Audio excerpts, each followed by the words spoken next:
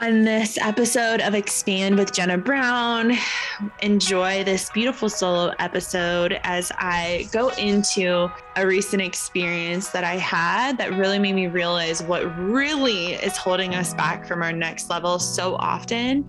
And I go deep into the things that people are not telling you about that next level and the reality that I have needed to face multiple times. Many of my clients have needed to face multiple times of what they're actually afraid of on the other side of that next level. So I hope you enjoy. Hello, and welcome back to the Expand with Jenna Brown podcast. I am totally riffing today because I was going to record a podcast on 12 different things. And I felt like I really needed to drop into this moment in my body and my truth and bring a transmission forward. So I want to caveat this by saying I have no idea what's going to come out of me. And also, I'm very willing for whatever and all that wants to come out of me to flow through me. I am a channel. I am in service to source, universe, also my higher self. And I believe that whatever wants to flow through me in this moment is what you are meant to hear and what I'm meant to say. I was just in hot yoga about 30 minutes ago. And I want to preface this by saying I was up all night because 2 days ago, I had an incident with my daughter in the pool where she swallowed some extra water and she didn't have her life jacket on, and we got her out right away and she was fine. And last night she had told me that her lungs were hurting. So it was like 2 days later. And I immediately went to all of the fear programming that has ever existed and everything that's ever been taught to me about quote unquote dry drowning. If you've ever heard it, if you're a mom, you definitely probably know what I'm talking about.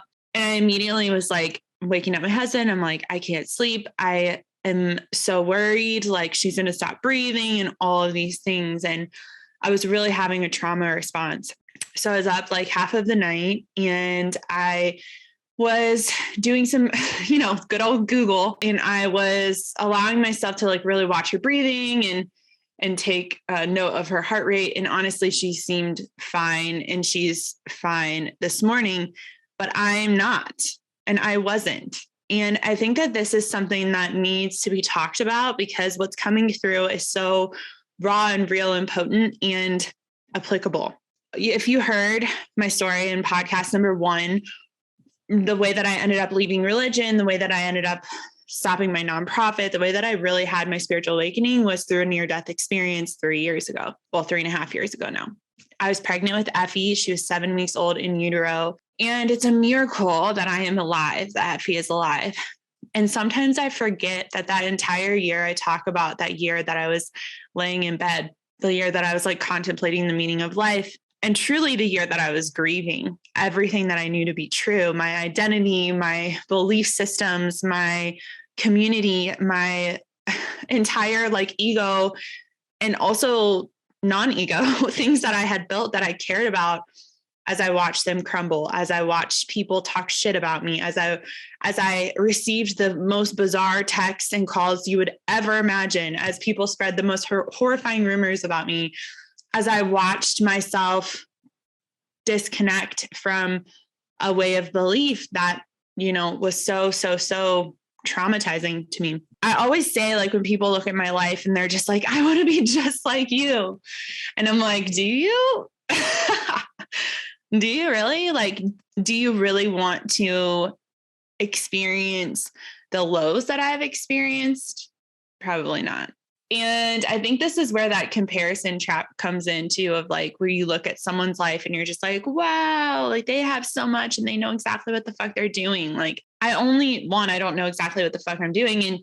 And two, like the only reason why I have any inkling or clue about what I'm doing is because I surrendered to death. It's the truth. I surrendered to my inevitable death and I allowed death to carry me, which I truly believe is the hallmark of feminine wisdom. If you think femininity is only about pleasure and not about death, I mean, truly there is pleasure in death. So, but I know how that like ego story is like high vibe and like totally high vibe. But the truth is you can't hold the highs if you can't hold the lows. So coming back to where I was last night, I always know like when I'm getting switched over into the sympathetic nervous system state. And so I'm tapping in the middle of the night. I'm doing deep breathing. I'm doing all the things that I need to do to keep myself grounded. This morning I woke up, I felt like I was hit by a truck, but I went to hot yoga anyways. I cried during yoga. I allowed my body to feel, heal, and release. And towards the end, I had this transmission coming through of why we are so afraid to really receive our next level. I'm going to cry. Why we are so afraid to really receive our next level. And it's because we're afraid we're going to lose it. I have seen this a million times with myself, a million times with my clients. And the things that we think are blocking us, quote unquote, from our next level, from the finances that we desire, from the level of expression that we desire, from a partner or from children that we desire. It's not because we're afraid of failure. We already know what that feels like. It's not because we're afraid of scarcity. We definitely fucking know what that feels like. It's because we're afraid of having the rug pulled out from under us. I was realizing this. I always realize this. There's always a point like every week that I'm like, damn, I'm dissociating again from love. And if you've heard my talks at all on money, and really how it's just like our relationship with love projected onto money, you'll know that why we don't receive is because the trauma we hold with love, the nervous system programs that we have with love. And when I'm looking at my family, I'm looking at my baby last night, I'm looking at myself this morning, just a lot of mom guilt was like moving through my body. We had like a boating accident with Raina a couple years ago, and an incident where she had Lyme disease and couldn't walk for like months at a time and ended up having emergency surgery. And all of these things were just like flowing through my body. And if I wasn't as self-aware as I am, I would have just let it take me. Right. And a lot of you probably do. And I have at times where I just let the stories take me and I let myself go into those depths of dissociation in order to protect myself. But today I did what I always do. And I allow myself to feel, I allow myself to grieve. I notice all the stories like how this isn't a big deal and blah, blah, blah, blah, blah. And thank that ego version of me and let her be on her way. And I ultimately tap into this aspect of knowing that there's nothing, literally nothing that you are experiencing right now that isn't connected to your next expansion. And what I realized in this moment was that I get this way. And maybe if you're a mother, you might understand this, maybe not, but it's like, I will be afraid to feel into the depths of my love for my partner or my children because there's this deep fear that I'm going to lose them, that it's going to be gone. So I'd rather protect myself now from feeling as deep as I feel so that I don't have to deal with grief and loss. I don't have to have the rug pulled out from under me. What's interesting is when we look at money stories and when we look at abundance and we look at wealth, everyone thinks that wealth is about money, which is cute. It's not. Wealth is a state that you can hold in your body. And it's an abundant state. And also everybody thinks abundance is just happy, high vibe and lots of money. No, hunty. Abundance is being able to hold the high and the low. Abundance is being able to hold the massive amount of money and the scarcity in your body. It's able to hold the shadows. It's able to hold the light. Abundance is expanded version of you that can hold all of you, which ironically, like you're already doing on a quantum level. You just haven't realized it yet. Or maybe you have. So when it comes back to this aspect of we're afraid to receive because we're afraid we're going to lose, I just see it all the time in myself. I see it all the time in my husband and my clients. There's this aspect of if I receive that next level, I'm going to have to maintain it. I might lose it. And then I have to deal with the feelings of failure, of letting my family down, of not doing the quote unquote right thing. And this really is just a reflection of a deeper grief. It's a reflection of the spaces that we have lost or the illusion of loss. It's a reflection of the spaces where we have loved so deeply and we have been let down. We have been left. We have been betrayed. We have been abandoned in more ways than one. So where most people say, my next level is on the other side of my strategy, of course. But your next level is also on the other side of your shadow. And why? What is this going to mean? Right? I'll never forget when I was like trying. I want to make sure I emphasize the word trying. When I was trying to will 10K months as normal to my body. And I was trying to will that to happen.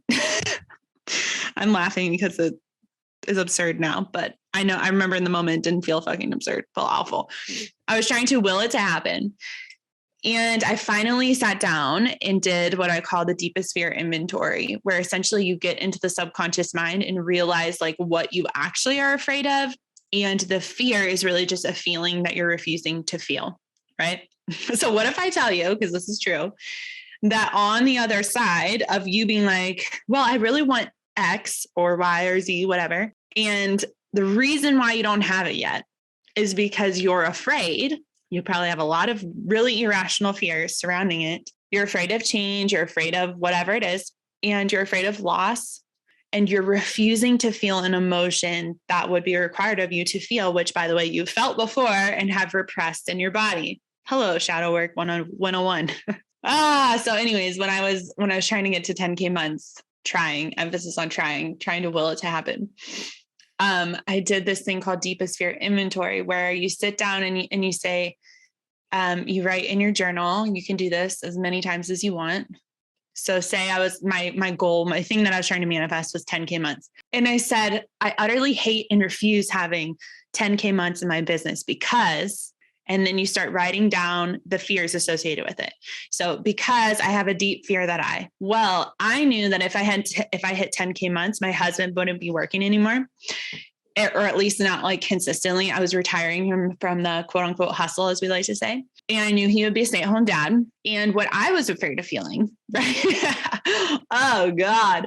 What I was afraid of feeling, well, one, I was afraid of losing him ultimately. I was afraid that I was going to be so rich and powerful and have all of this money, and he was going to think that was unattractive. I also thought that I was going to find him not attractive because he wasn't making a ton of money, or he wasn't quote unquote bringing in the money. And that was like solidified to me by many people that told me that if I were to make money and he were to be in the position he's in now, that I would be in the masculine energy and he would be in feminine, and we would lose our polarity in our relationship. So I was afraid of that.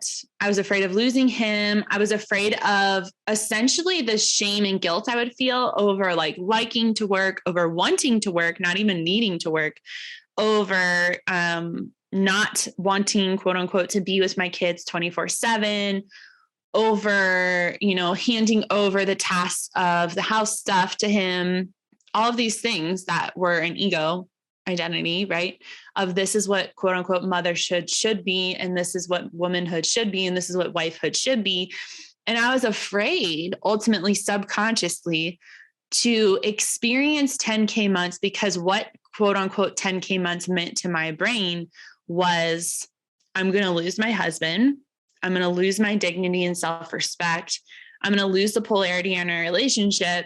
And ultimately, I was unwilling to feel whatever was associated with those things. This is called the deepest fear inventory. And I got this amazing tool from the book called Existential Kink, which I love. I do not recommend that book to just anyone. I only recommend it to people who are really like willing and ready to look at their shit. The reason why is because it really teaches self-responsibility and how everything you hate in your life you're actually creating. And if you're still in a space, which I think is very important on the healing journey, where you need to be a victim, because I do think there's a space of everybody's healing journey where they have to see their inner child, the victim that really was the victim, and love that version of them and integrate that version of them before they can realize or even step into the possibility of the reality that they have created a lot of their life scenarios unconsciously. So it really goes deep into the subconscious, and it's super amazing. I absolutely love this book. But again, it's like she even warns you in it. Like, if you still need your trauma to be part of your story, like, don't read this book. So anyways, the deepest fear inventory, I love it. It's an amazing tool. And what it always brings up is like the things that you're actually afraid of, which are always literally 9 times out of 10 with me and my clients, it's always related to loss of your partner or your family members, or like your tribe that you grew up in. So like your family's going to hate you because you make a lot of money or whatever it is. And it's usually tribal because we were such tribal beings, and we're moving away from that into collective beings. But like we were so wired for the tribe. So anyways, oh God. So before I go into a giant tangent on that, so what it usually is, right, is we're afraid of loss, right? We're afraid of loss. And essentially we're unwilling to feel grief. We're unwilling to feel change or insecurity or uncertainty, right? Which ultimately is the emotion that we are actually repressing in our body. So circle back around to this morning and Jenna crying in hot yoga, and me. You could be like, oh, that's so irrational. I really don't give a fuck. But really realizing that in my body, right, there's still so much memory mapping in my body, because your body is your subconscious. If you've ever read the book, The Body Keeps Score, it's an incredible book to understand how trauma is stored in the body. And whatever happens that you aren't able to consciously deal with at the moment, it literally gets stored in the body, right? When we are taking care of our body and feeling our emotions and doing all of this foundational work to heal, we are creating a safe space so those things will be released. I have dedicated my life to doing that for 3.5 years. And so like, that's very much a part of my life. If you haven't done that yet, I highly suggest it because you probably have a shit ton of crap stored in your body. Your body literally will hold your emotion, your trauma, the feelings that you're not ready to feel yet until it's time to feel them. And ultimately what happens is when we say, I want the next level, you are literally signing up for shadow work, right? Because the only reason why you don't have the next level is because you still haven't allowed yourself to essentially become that version of you in an identity way, because you still need your trauma, your shadow, your repressed emotions that live in your body to feel safe. So what naturally happens is we claim the next level. We decide, this is what I want.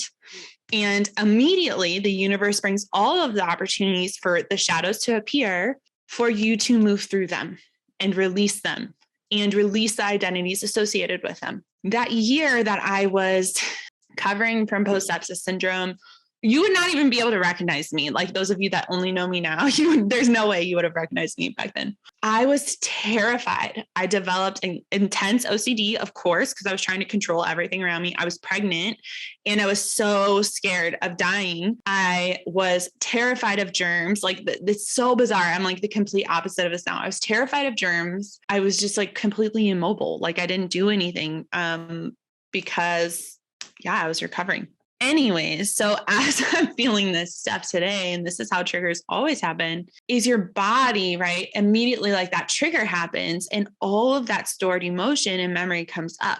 And where logically you're trying to logic yourself out of it, you're like, it's not that big of a deal. And like, whatever the fuck you're trying to tell yourself, your body is not in alignment with logic, by the way. And it's like too fucking bad.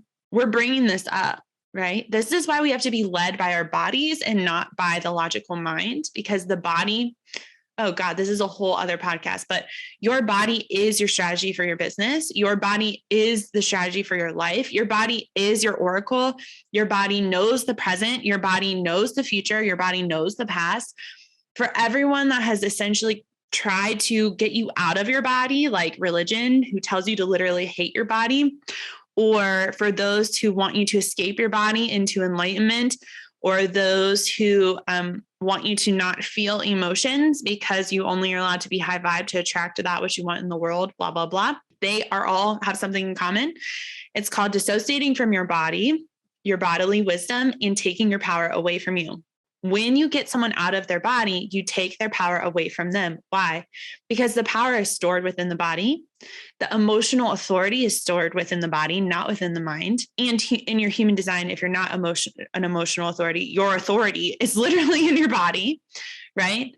This is turning esoteric. I love it. We literally came here to experience a human experience. We did not come here to transcend a human experience. We already have done that. Like there is already another realm where we have transcended our human experience. You came here to literally feel emotion on a soul level. In another way of thinking, you aren't experiencing emotion. You're not. The soul is not experiencing emotion. The human body is experiencing emotion, right? And you came here to experience that. You literally came here to experience scarcity and abundance. You came here to experience polarity in every single way. You literally came here. You signed a little document somewhere on a soul landscape that said, I want to come here and experience being human. If you didn't also sign up for grief, you would never know love, right?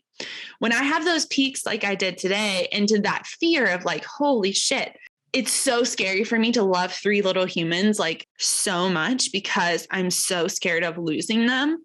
I have a choice. I get to choose to dissociate from that love, which many parents do, by the way. I get to lean into those aspects of the fear in love.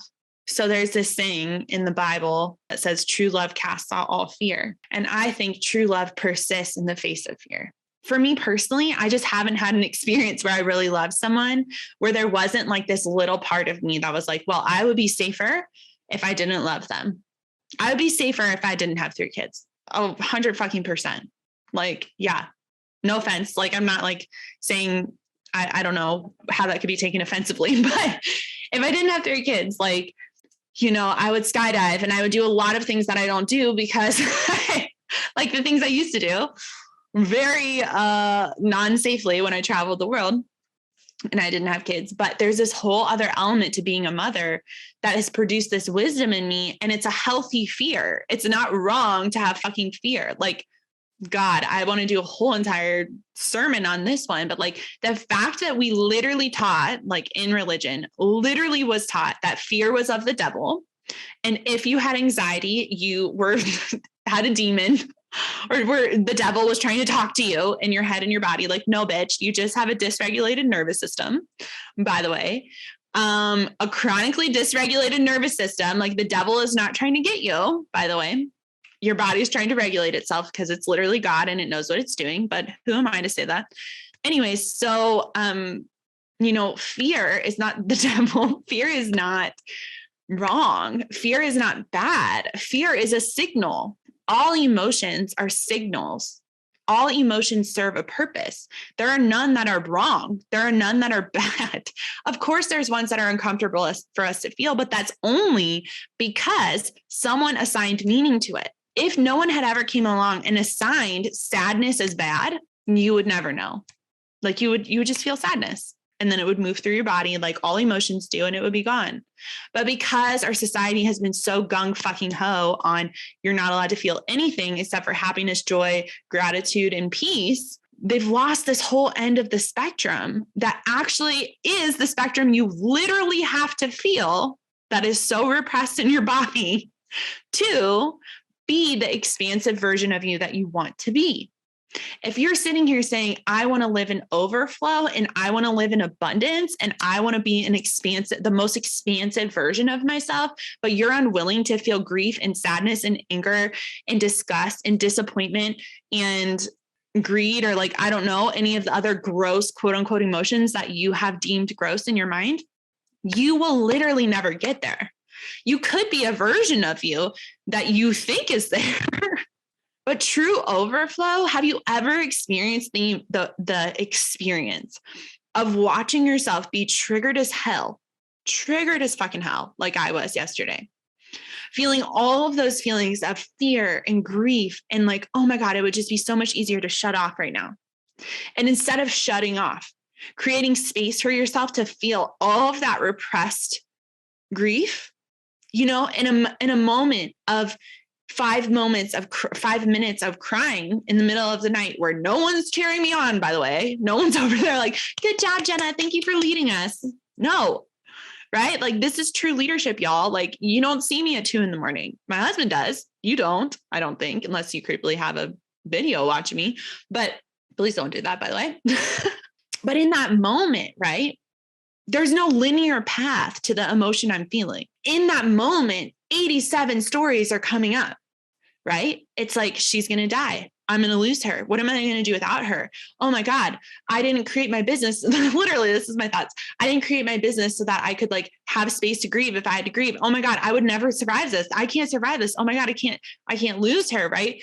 And then it goes to Raina, and it goes to all of this guilt that I have around her and how she is the way that she is and all the things I've done wrong as a mother, quote unquote, in my head, and all of the grief that is repressed in there that I only let myself feel in like little tiny snippets. And then I go to my post sepsis, and I go to losing this religion and these people that I loved that I now can't even be in relationship with. And this whole version of me that I was so connected to that now is so hard for me to even understand how she existed. And I'm grieving, I'm feeling. There's no linear path when you're in the moment of a trigger and an emotion, no release. However, there's an opportunity to surrender to the release. There's an opportunity to surrender to the grief or the anger or whatever it is that you're feeling. And then there's an invitation. And you'll always notice this. And this is where we get hung up as people, because no one has taught us how to be emotionally intelligent. We get hung up in this aspect of like, we start to feel. And so then we repress, right? And we dissociate from our bodies, which then ends up creating, by the way, anxiety and fucking depression. Like, you don't have a clinical diagnosis. I mean, I know you think you do, but you have a nervous system dysregulation, right? Because no one ever taught you how to regulate your nervous system. You knew how to as a child. Actually, children know how to regulate their nervous systems. When my kids are overwhelmed, my 3-year-old, when she's overwhelmed, she cries. What is crying? It's regulating her nervous system. What did our parents tell us? Stop crying. Everything's okay. Brush it off. You'll be fine. They literally repress that emotion inside of you. Me, as a defined emotional being in human design and with a wave of melancholy, you're welcome, universe, for all my esoteric musings. I was super emotional as a kid. And every time that was stuffed in, it was like, that's bad. That's wrong. You're not allowed to feel those deep, sad, intense emotions. Like, y'all, when my grandpa died in 3rd grade, I literally sat in my closet for weeks at a time, mourning, grieving, and like writing letters to him and creating like vision boards of him. And like the way that I felt about people is an invitation for me now. When I look back at that little girl, I'm like, damn, I have gotten so far away from that version of me that just open-heartedly loved people. If you can't see me right now, I'm crying. There was this little girl version of me that loved my parents so much. But because I was taught that was too much, it was wrong. Like, it was bad that I loved my parents so much. It was bad that I felt so deeply. I dissociated from it. I shut it off because it was scary. It was fucking scary to watch myself as a kid and be like, damn, why am I crying over, my dad? I have an open spleen, so a completely open spleen. So I'm very sensitive intuitively to like health and to like when someone is ruining their body or harming themselves. And I was so sensitive to how he was ruining his body. And I would beg him to stop doing the things that he was doing. And I was so sensitive to just, so many things. And I was told that was wrong. It was too dramatic. I was too dramatic. And I was essentially told to shut up, and fast forward to adulthood. And the biggest thing that I have moved through, and if you've been in any type of wealth teaching with me, you know that I talk about attachment trauma and how our nervous system's attached to our caregivers, and then essentially how we project that onto money or business. And right, one of the hardest things for me last year when I was really moving into this abundant state of myself, like really deciding like this is who I am, had nothing to do with my business or money. It had everything to do with the fact that I looked at my marriage, I looked at my kids, I looked at my house, and I realized I was still always trying to run away. I was always trying to protect myself from love. I was always trying to have one foot in the door, one foot out. I was always trying to, play this game of like being like, if I leave this relationship, if I, only had my kids part-time, like all of these things. And I really had to deal with this shame that I felt around the fact that to survive my life, I dissociated from my body. I dissociated from my emotions. I ultimately dissociated from my relationships because it was so scary for me to love so deeply. Because what if I lose them? What if it's too much? What if I can't handle it? And now where you think this is probably not a podcast about money, it is a fucking podcast about money because money isn't money. You have subconsciously decided what money is, and the collective has decided what money is. But ultimately, right, there's a part of you that's afraid of having more because you're afraid you're going to lose it.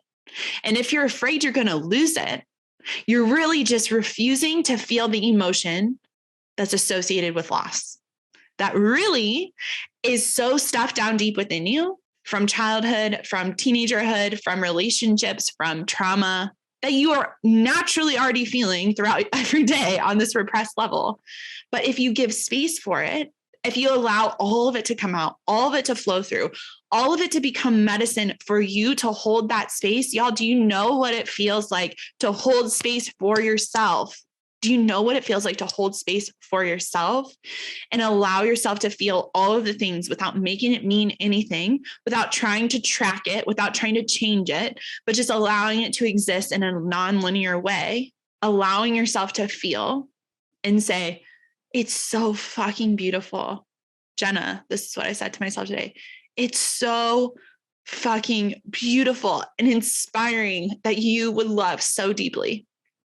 It's so inspiring that you would love so deeply. And I'm so sorry for all the times that you were told that it was too much. That's called reparenting. God, I know that it's so attractive to just be in the ego and be like, let's just make a ton of money by hustling our asses off. But the truth is, if you don't feel fucking worthy of it, and that doesn't have to be consistent. I have an open ego in human design. If you know about human design, I don't feel consistently worthy of love all the time, or worthy of money, or worthy of whatever. But I do know within my soul and my being that my worthiness isn't attached to love. And I do know that within my soul and my being that I am such a beautiful creature, being, creation, because of the depth to which I feel. That also, by the way, I tried to hide from everyone my whole life, which is also the reason why y'all love me. Y'all like, write a book, do your podcast, cry on podcasts. Why? Because you want to feel connected to your people. You want to feel connected to your purpose. You want to feel life so deeply in your bones, in your veins. You want to feel love. You want to feel abundance. You want to feel scarcity, even though you think you don't. You want to feel all of these things. Why? Because you are a spiritual being having a human experience. And the human experience you came here to have is feeling. So to wrap this up, I want to leave you with, I'm obviously my heart on my sleeve. Hi, it's me. But ultimately leave you with the knowing that it's safe. It's safe. Your body is doing what feels safe to subconscious mind. And safe meant childhood, right? My next level for me personally requires me to really look at this aspect of being afraid of losing it all. Requires me to look at this aspect of me that is refusing to feel shame, or refusing to feel insecurity, or refusing to feel embarrassment about losing it all. Because by the way, I did that before. And really realizing that it's just those repressed emotions. It's not going to happen that way, but it's that repressed part of me that I just wasn't able to feel back when I went septic, right? It's the repressed part of me that may seem logically disconnected, but I don't work on the logical scale. Or a linear scale. I work in the quantum. And in order to move and shift this out of my vibration, I don't have to make it bad or deem it wrong, but I have to feel it. I have to allow it to be. And the minute you allow it to be and feel it, you feel the energetic shift. So the next time that you're triggered and something in your mind literally logically goes, this isn't a big deal, but your body wisdom knows that this is like something coming up to be released or seen, because you know that it's required for this next level you to really step into this next level you. I want you to remember that it's a beautiful thing to be you. And it's a beautiful thing. It's literally the most healing experience I've ever had in my life, to hold space for myself. Of course, I hold space for all my clients, but why am I so fucking good at it? Because I'm so good at doing it for myself. So I hope this encourages you and reminds you that there's no space in your life or level you get to that you stop having to do the inner work. Does it become as difficult? I don't know. It's not as difficult for me now as it was in the beginning, because I was like, what the fuck is happening? My whole life is blowing up. Now I have perspective to see that death is part of the process of rebirth. And we're constantly, as feminine core beings, we're constantly rebirthing ourselves over and over and over again, which means we have to die over and over and over again, which means we have to grieve over and over and over again. Everyone's like, yeah, girl, I want the expansion. I want the money. I want the high vibes. I'm like, cool. Do you want the death too? Do you want the grief too? Because it's required, boo. Like, it is required.